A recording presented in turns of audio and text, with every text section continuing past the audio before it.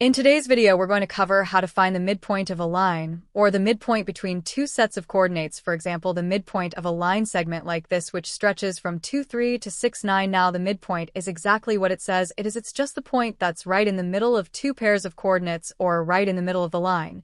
So in this example, to find the x-coordinates of the midpoint, we just need to find what's in the middle of 2 and 6, which is 4, and to find the y-coordinate of the midpoint, we just need to find what's in the middle of 3 and 9, which is 6. So the midpoint of this line is 4, 6. Now, this one here was a fairly easy example, and we had the graph to help us in exams, though you might not have the graph, and the numbers involved might be a bit more complicated. So a better technique to find the midpoint is to use this formula. Instead, it works in basically the same way by finding the average of the x values and the average of the y values, but before we can use it, we need to label our 2 points. So we pick one of them to be the first and label the coordinates x1, y1, and the other point to be the second and label the coordinates x2, y2, although it doesn't matter which point is the first and which point is the second. Then to use our formula, all we have to do is plug in the numbers. So we start by adding together x1 and x2, which would be 2 plus 6, and then we divide it by 2 to get the average of those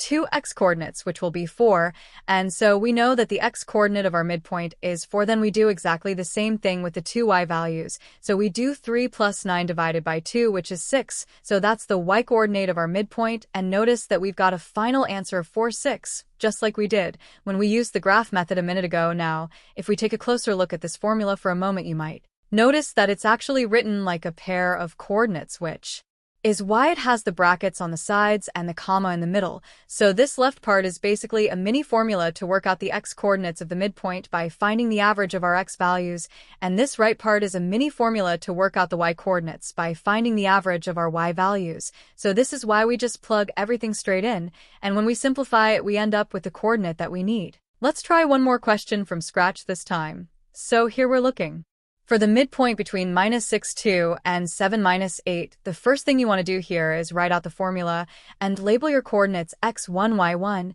and x2, y2. Then you can go straight ahead and plug the numbers into the formula. So -6 plus 7 over 2 to find our x-coordinate, then a comma, and then 2 plus -8 all over 2 to find our y-coordinate. Then you can simplify it to 1 over 2, comma, -6 over 2, and that leaves us with a midpoint of 1/2, comma, -3. One thing to mention here, though, is that because our x-coordinate wasn't a whole number this time, it's up to you whether you want to leave it as a fraction or change it to a decimal. So we could also have written our answer as 0.5 -3. That's everything for this video, though. So thanks for watching, and see you again soon.